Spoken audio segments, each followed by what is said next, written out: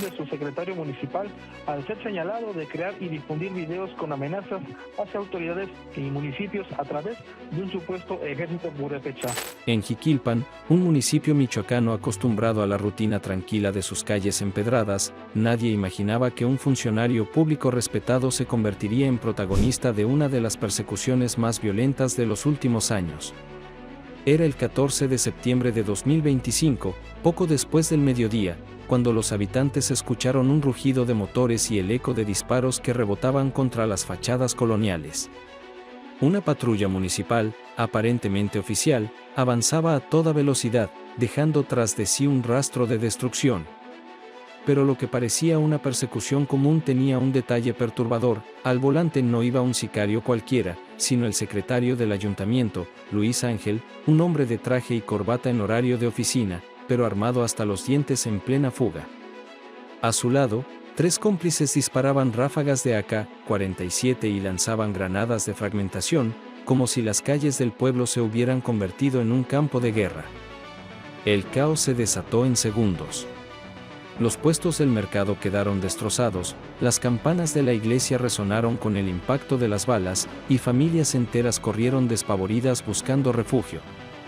Una mujer mayor se salvó de milagro junto a su nieto cuando la patrulla pasó a centímetros de arrollarlos, llevándose por delante un carrito de helados. El terror se instaló en cada rincón de Jiquilpan mientras la patrulla alcanzaba velocidades imposibles para calles tan estrechas. El comandante Rodríguez, un veterano con más de 2 décadas de servicio, coordinaba a las unidades estatales que rodeaban a los fugitivos. Por radio daba órdenes precisas: cerrar calles, bloquear salidas, contener a los hombres que no tenían intención de rendirse. La tensión crecía. Dentro del vehículo, Luis Ángel sudaba, con las manos aferradas al volante y el rostro desencajado. Sabía que cada calle estaba cercada y que sus horas de libertad se reducían con cada metro recorrido. Entonces ocurrió lo inevitable. La patrulla clonada perdió el control en una curva, derrapó violentamente y se estrelló contra un poste. El estruendo retumbó en varias cuadras, levantando una nube de polvo y fragmentos de vidrio. Los cuerpos salieron despedidos, el motor quedó reducido a chatarra, y el pueblo entero enmudeció. Entre los heridos, el propio Luis Ángel gritaba desesperado: «No disparen, soy funcionario público». Como si aquella frase pudiera borrar la evidencia del arsenal que llevaban consigo. Los agentes que aseguraron el lugar confirmaron lo que muchos temían: no era un accidente, no era un error. En el interior del vehículo hallaron rifles de asalto, granadas militares y cientos de cartuchos. El secretario del ayuntamiento no era un burócrata atrapado en una confusión, sino el líder de una célula criminal que operaba desde las entrañas del propio gobierno municipal. Y lo que parecía un escándalo aislado pronto se revelaría como la punta de un iceberg mucho más grande. Porque la verdadera pregunta era: ¿cómo un hombre que llegó a Jiquilpan con credenciales impecables terminó construyendo una red criminal que combinaba infiltración política, extorsión y guerra psicológica? Todo comenzó 3 años antes, cuando Luis Ángel apareció en el ayuntamiento con un currículum que lo pintaba como un servidor público ejemplar. Licenciado en Administración Pública, experiencia en gobiernos de Zamora y Uruapan, cartas de recomendación de figuras de alto nivel. El alcalde lo contrató sin dudar, convencido de haber encontrado a un aliado confiable. En poco tiempo, se convirtió en su brazo derecho, un funcionario que llegaba temprano, salía tarde y parecía conocer cada detalle de la administración. La fachada era perfecta. Para los ciudadanos era un modelo de servicio, para sus compañeros, un líder respetado. Pero mientras todos admiraban su eficiencia, Luis Ángel trabajaba en las sombras en su verdadero objetivo: transformar el ayuntamiento en el centro de operaciones de una red criminal con aspiraciones mucho mayores que el simple robo o la corrupción tradicional. Su estrategia inicial fue simple pero efectiva. Identificaba debilidades en quienes lo rodeaban. Funcionarios con deudas de juego, policías mal pagados, empleados con vicios costosos o problemas familiares. A cada uno les ofrecía soluciones, siempre a cambio de favores que parecían menores pero que, poco a poco, los encadenaban a la organización. Una secretaria endeudada entregó información financiera. Un velador desesperado por pagar el tratamiento de su hijo gravemente enfermo se dio llaves y reportes nocturnos. Un exsoldado resentido encontró en él la oportunidad de vengarse del sistema. Así, ladrillo por ladrillo, construyó una célula perfectamente funcional. Y con esa base, comenzó la fase más oscura, la creación de un sistema piramidal que mezclaba extorsión tradicional, infiltración institucional y una herramienta inédita en la región, la guerra psicológica de última generación. Con su célula consolidada, Luis Ángel trazó un plan de control territorial que no solo asegurara ingresos, sino que instalara el miedo como la nueva ley en Jiquilpan. Su organigrama era tan claro como perverso: él al mando, con acceso directo a toda la información oficial del ayuntamiento; Ricardo, exsoldado, como coordinador operativo y experto en logística militar; Miguel, el ejecutor encargado del trabajo sucio; y Joaquín, el cerebro detrás de la propaganda y la desinformación. El financiamiento de esta estructura era escalonado. En el primer nivel, la clásica extorsión a comerciantes, pagos semanales de entre 500 y 5,000 pesos según el negocio, cobrados cada lunes como si fueran impuestos no oficiales. El segundo nivel era aún más rentable, la venta de información privilegiada a otros grupos criminales. Operativos, cateos y movimientos de la policía estatal eran filtrados a cambio de decenas de miles de pesos. Y el tercer nivel representaba el verdadero golpe maestro: desviar recursos municipales a través de contratos fantasma y nóminas infladas. Lo que debía destinarse a obras públicas terminaba financiando la maquinaria del terror. Pero la innovación de Luis Ángel fue la guerra psicológica. Desde un estudio clandestino en las afueras del municipio, transformado en un set de cine, Joaquín producía videos que parecían auténticas grabaciones de un ejército indígena en pie de guerra, el supuesto Ejército Purépecha de Liberación Michoacana. En esos materiales, hombres encapuchados, vestidos con uniformes falsos y armados con réplicas, proclamaban mensajes de resistencia, amenazaban a comerciantes y advertían al gobierno de una supuesta rebelión popular. Todo era ficción cuidadosamente diseñada para sembrar terror en la población. El sótano del estudio estaba equipado como una sala profesional: cámaras, luces, micrófonos, computadoras con programas de edición y un guardarropa repleto de uniformes y máscaras. Ninguno de los actores era realmente indígena, eran delincuentes de bajo perfil contratados por unos cuantos billetes. Miguel los entrenaba para moverse como guerrilleros, mientras Joaquín añadía música purépecha, efectos de sonido y filtros para darle credibilidad documental. Cada video se distribuía en la Deep Web, desde donde se filtraba a redes sociales a través de cuentas falsas y bots que los viralizaban en cuestión de días. Las víctimas elegidas para protagonizar estas amenazas no eran al azar. Periodistas incómodos, comerciantes que se resistían a pagar, funcionarios que se mantenían honestos y líderes sociales que intentaban organizar a los ciudadanos.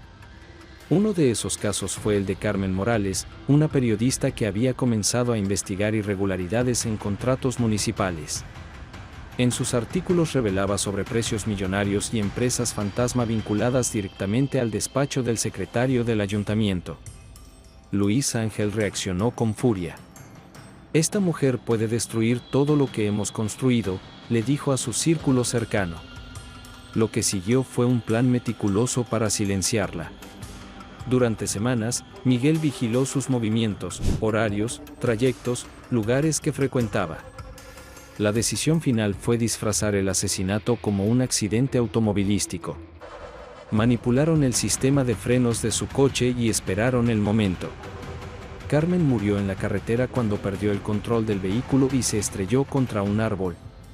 Oficialmente fue reportado como un accidente. Extraoficialmente, todo Jiquilpan sabía que era un mensaje.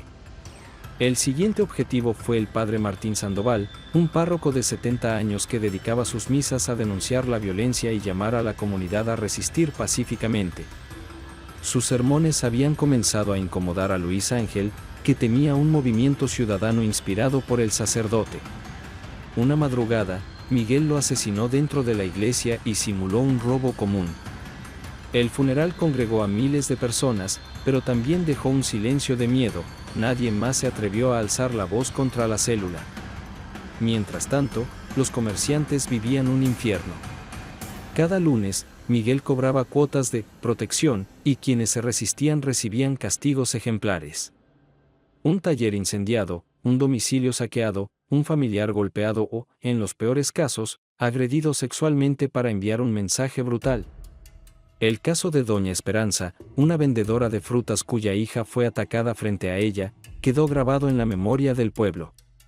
El video de esa agresión circuló entre los comerciantes como advertencia: no había lugar para la rebeldía. Luis Ángel documentaba todo con precisión enfermiza.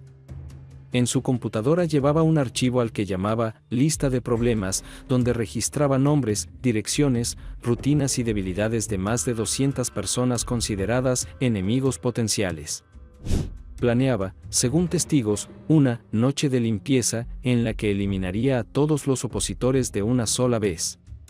Los investigadores descubrirían después esos expedientes y entenderían que no se trataba solo de un grupo extorsionador, sino de un aparato de control social que utilizaba el terror como herramienta de gobierno. Cuando las autoridades comenzaron a procesar la evidencia de los cateos, descubrieron que el caso de Jiquilpan era apenas la punta de un iceberg. En la casa de seguridad, además del set audiovisual, había una habitación oculta que funcionaba como centro de mando. Un enorme mapa de la República Mexicana colgaba de la pared, lleno de alfileres de colores. Rojos para instalaciones militares, azules para comandancias de policía, verdes para oficinas gubernamentales y negros para funcionarios, neutralizados permanentemente. Los investigadores trazaron con horror las líneas que conectaban esos puntos. Era un plan de expansión que contemplaba replicar el modelo de Jiquilpan en más de 50 municipios de 15 estados diferentes. En carpetas encontradas junto al mapa se detallaban proyectos con nombres en clave: Tarasca en Uruapan, Huichol en Tepic, Tomí en Toluca, Mazaba en Atlacomulco. Cada carpeta contenía fotos de funcionarios, estimaciones de costos, análisis de vulnerabilidades y cronogramas que llegaban hasta 2030. Lo más alarmante era que no se trataba de un proyecto aislado. Había correspondencia con grupos criminales de Colombia, Guatemala y El Salvador. Según los documentos, Luis Ángel ofrecía exportar la metodología mexicana de infiltración gubernamental a cambio de millones de dólares.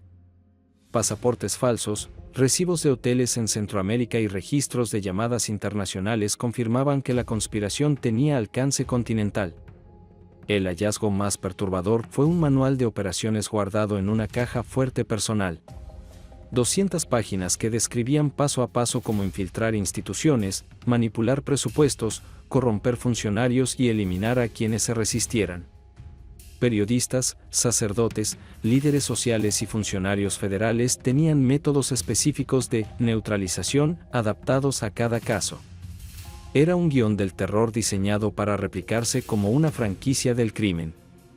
En un taller clandestino encontraron además vehículos oficiales falsificados, patrullas clonadas, ambulancias, camionetas de la Guardia Nacional.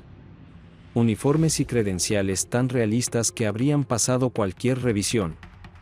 Había explosivos industriales capaces de derribar edificios completos y archivos con información de más de 200 personas vigiladas en secreto. Todo apuntaba a que Jiquilpan era un laboratorio, un prototipo que planeaban expandir a gran escala. Durante sus confesiones, Luis Ángel no mostró arrepentimiento. Al contrario, explicó con frialdad que su misión era administrar el miedo de manera más eficiente que los políticos tradicionales. Según él, un ciudadano aterrorizado era más obediente que uno convencido, un funcionario intimidado era más leal que uno honesto. Nosotros no éramos criminales, éramos gestores de recursos humanos, llegó a decir ante los investigadores. Las confesiones confirmaron complicidades de alto nivel. 2 diputados locales recibían pagos mensuales a cambio de filtrar iniciativas de seguridad. Un comandante ministerial proporcionaba detalles de operativos. Funcionarios de la fiscalía manipulaban expedientes para encubrir a la célula. Los pagos se disfrazaban en contratos de asesoría, depósitos a cuentas familiares e inversiones en negocios fachada. Lo más inquietante fue la revelación de que existían células similares en otros municipios, conectadas como un enjambre invisible. Jiquilpan era solo uno de muchos nodos de un proyecto criminal que desdibujaba la frontera entre gobierno y delincuencia. La caída de Luis Ángel, lejos de cerrar el caso, abrió un nuevo capítulo. Las investigaciones apuntaban a una red nacional e internacional con ramificaciones en múltiples instituciones. Lo que comenzó como una persecución callejera terminó por desnudar un modelo de poder paralelo que había echado raíces en el propio Estado. Y ahora, la pregunta es inevitable: ¿cuántos más como Luis Ángel siguen ocupando cargos públicos en silencio? ¿Cuántas redes similares operan frente a nuestros ojos disfrazadas de legalidad?